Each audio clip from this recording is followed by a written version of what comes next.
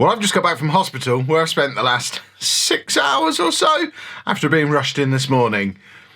It's fair to say today hasn't gone to plan. This isn't going to be a typical vlog. This is going to be the story of how I ended up spending the day in hospital.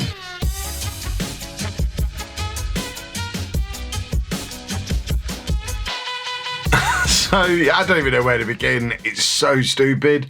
I mean, and the thing is, it's not stupid. I didn't do a stupid thing to end up in hospital. It's a genuine health issue that might actually become more of a health issue once further investigation is done, because I'm kind of at the point now where they said, yeah, you can go home. You're not going to die today, but you are going to need to take all this extra medication and do this, this and this from now on. So it's far from an ideal situation, but I can't help but laugh at the timing of it. My brain, my body is so well wired to make sure I maximise working opportunities that it picked a day that we already had set aside for me not to be able to make any Football Manager videos, for my heart to almost explode. Today was the day when Matt Nerdphonic was supposed to be coming over to sort out my two computers. To be fair to him, he still has. We'll get on to Matt in a little while. But yeah, Matt was supposed to be coming over to do that, and while he was doing that, me and Anna were going to set up her computer and her office and stuff in the living room. And we got to about 10 a.m. this morning. We dropped Andy off at school as normal, got back about 9:30, did a little bit of tidying up, just like clearing stuff out the way so we could get to the computer, so there was room in the living room. I took a box of recycling outside about 10 o'clock to put in the recycling bin. Came back in and just said to Anna, I don't feel right. I don't feel very well, and she obviously thought I was trying to get out of my jobs, but then my Apple Watch told me that I was showing signs of a atrial fibrillation. I think that's what it said. So I did the little ECG thing that it has on the Apple Watch, and it told me that I had something ridiculous like 160 beats per minute, and my heart rate was all over the place. I was basically having heart palpitations. I've got so many screenshots that I've taken on this app throughout the day, showing how ridiculous my heart was getting. I've even got it flashing up in red there, irregular rhythm notifications. There's multiple of them. My watch, I don't know that it's exaggerating to say that my Apple Watch potentially saved my life today, because it was kind of an early warning sign that, yeah, it's not just me feeling a little bit, not used to taking the recycling out. I feel a little bit uncomfortable.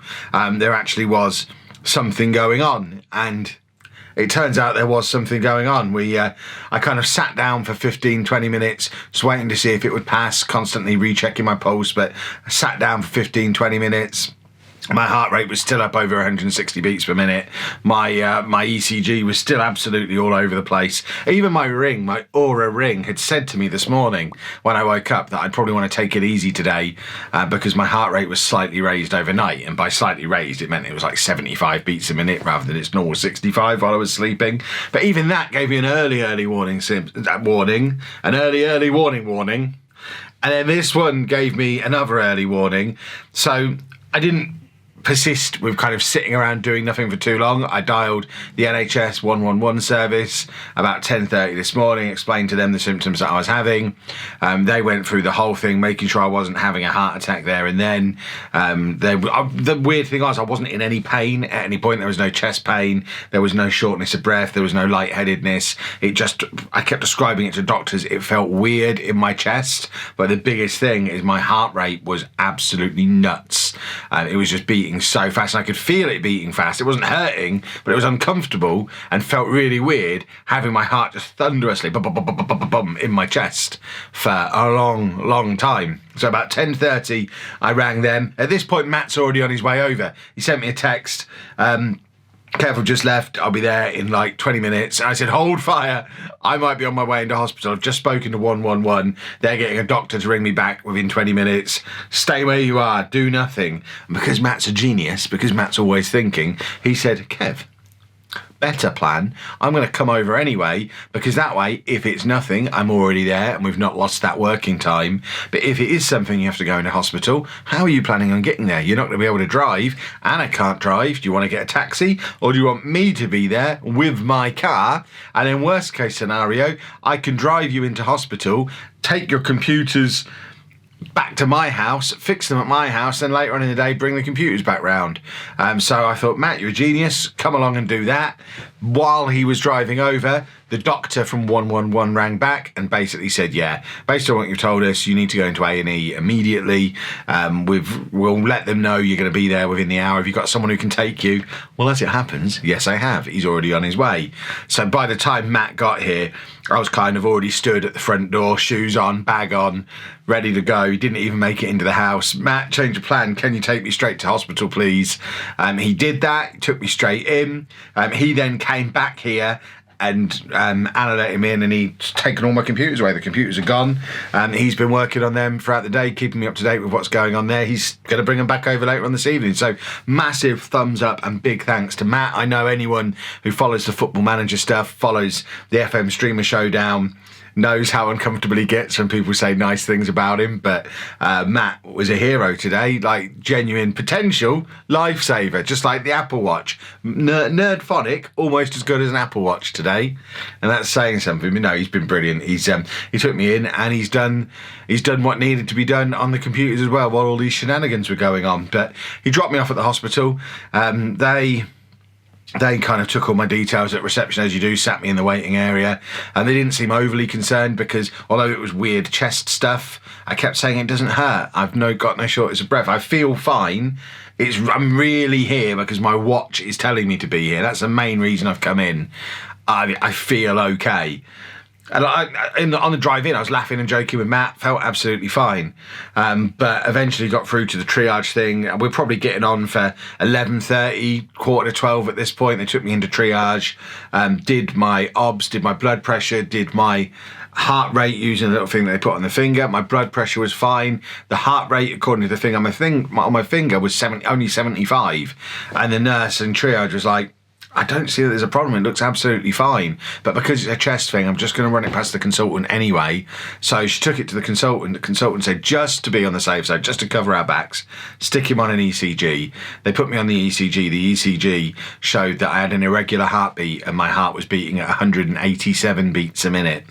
And at that point, their attitude changed entirely. Not that they'd had bad attitudes before, but, I'd walked around the hospital, I'd walked off to the toilet, I'd sat in the waiting room, at this point, they were like, right, we're wheeling you in a wheelchair through to the next bit. You're not allowed to walk. Can I go to the toilet? No.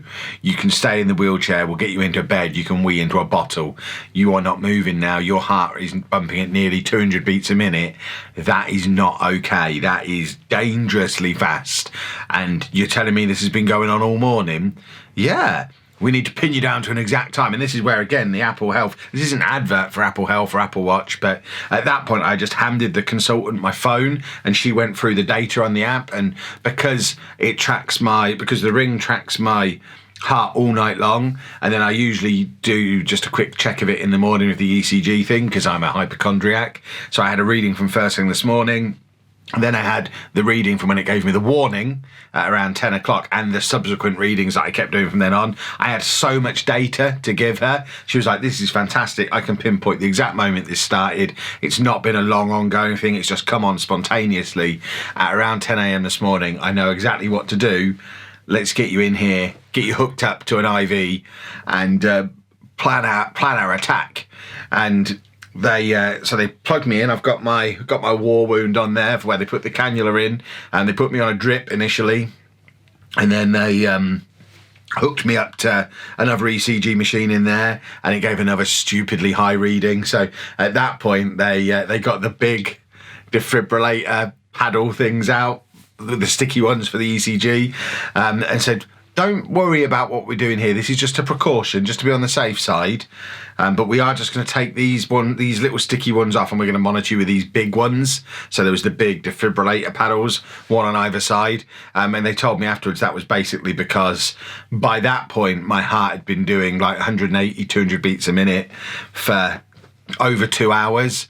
And they were genuinely getting a little bit worried that they didn't know how much longer it could carry on beating at that kind of rate when I'm just lying on a bed, because, it's going to get tired. 200 beats a minute is an awful lot for a heart to be able to do, especially a heart of a fat guy with high blood pressure who doesn't really look after himself properly and probably doesn't have the best heart to begin with, and they were genuinely worried they were going to have to restart my heart, that it was just going to pack in at some point, which thankfully they didn't tell me as it was going on, but they did talk me through that afterwards and explain that's why the big defibrillator paddles went on. But once that was all on and they confirmed again that the heart rate was still crazy high, they got some, I haven't got the name of this medication, they're sending me a discharge letter, but I think it begins with an F. If anyone's got any medical know-how, you might know what it is. It was medication that came through the IV. It was a big syringe on one of those timer things. It was on a 30-minute timer, slowly adding this stuff into my bloodstream, designed to bring my heart rate down. And over the course of the half an hour that was going, it managed to get my heart rate down to about 110. We were kind of bouncing around between 110 and 120 for probably half an hour after that finished. And they said, I mean, we're getting there. You've no longer got the irregular heartbeat, but you are still beating at 110 beats per minute whilst lying on a bed. So we're going to give you something else. So they gave me, I don't have the medication with me. This is one of the things they prescribed me. 2 tiny little pills that I had to take to bring me down the rest of the way. And then we waited another half hour or so. It dropped back below 80 beats a minute, which, I mean, it's still not ideal lying on a bed. I mean, now, hours later, now I'm just sat here, sat upright, I'm down to 75 again. So we're fine now. I feel completely fine now. But they got me back down below 80 and then said, you're probably fine to go home. We don't know what's caused it. We're not going to be able to, we're A&E. We're here to treat the emergency. The emergency is now dealt with. Your heart rate is back down to where it's supposed to be. So the job from here, we're prescribing you these 2 things. They've prescribed me aspirin to thin my blood, to protect against blood clots. And they've prescribed me this medication that slows my heart rate down, the tiny little tablets that I've got to take, 1 in the morning, 1 in the evening, until I see the cardiologist. And that's the plan from here. They've referred me back to the GP. The GP is then going to refer me through to cardiology, where they're going to try and work out what's caused it. They don't really know. It could be just one of those things that has happened really randomly. It could be that it's been caused by, I mean, they reeled off all sorts of things, thyroid, kidneys, actual heart problem. You know, there was probably a dozen things they reeled off that could cause this. It's called an SVT, what it was. Hold on. I need to look up what SVT is. I haven't learned all the details yet. I'm still a beginner at all this. This is all very fresh and new. But an SVT is a supraventricular tachycardia. So there's all sorts of things that can cause one of those apparently. And it's effectively the electrical impulses that control the heart have just gone on the fritz, basically. They're not working properly. Sometimes it goes back to normal on its own. Sometimes you need medication, like I did, to get it back to normal. Sometimes you even have to go as far as having surgery to bring it back to normal, which thankfully I didn't need. So they've given me this medication that I need to take for the next few weeks, I guess. And they've given me a month's supply until I get through to see the cardiologist. And then it's going to be back in the hospital trying to work out what caused it. And obviously, just as importantly, trying to make sure that it doesn't happen again. But yeah, it was a pretty scary experience, really, being sat there hooked up to the defibrillator. I mean, I'm not stupid. I knew what it was. I had a fair idea why it was there. I could see that my heart rate wasn't falling. It felt weird. It didn't feel right. And there were moments where I was like, yeah, this could end badly. There was a poor little old lady who was brought in the bed alongside me. She arrived after I did with exactly the same thing. They described it as an SVT. She had a heart rate in the 180s. She was in her 80s. And she got wheeled straight off onto a ward, presumably. I don't know where she went. I wasn't eavesdropping as much as I could have done. But for her, it obviously didn't end as well as it did for me. So these things they don't often kill you, but it can kill you if you leave it alone. If I'd have left it beating at 180, 190 beats a minute for hours and hours and hours and didn't right itself on its own, eventually the heart just stops because it can't handle that for that amount of time. So massive thank you to the Apple Watch and the Aura Ring. Massive thank you to the NHS 111 service for staying completely calm, telling me exactly what to do. I got to the hospital, they were expecting me, everyone knew what was going on and what to do. Thank you to the hospital, thank you to Matt for driving me in and still sorting out my computers while all this is going on. He's coming back later today to come and give me the computers back. He is a hero. And I've been a very lucky boy today, and hopefully that's the end of that. I'll go in, see the cardiologist. He'll say it's just one of those things. They happen sometimes, because that's what Google tells me. For some people, they'll just happen.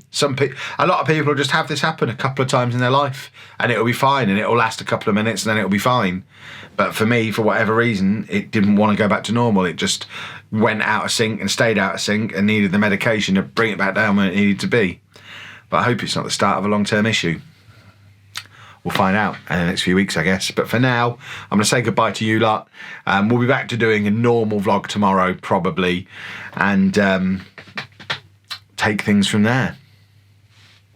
Oh, one other thing I forgot to say. The other thing they made me do, I've had to cancel my second COVID vaccine for tomorrow because I've had blood thinners. So I've now got to wait another week for that as well. So can't go around licking everybody just yet because I'm officially immune from COVID. My time will come. See you soon, folks.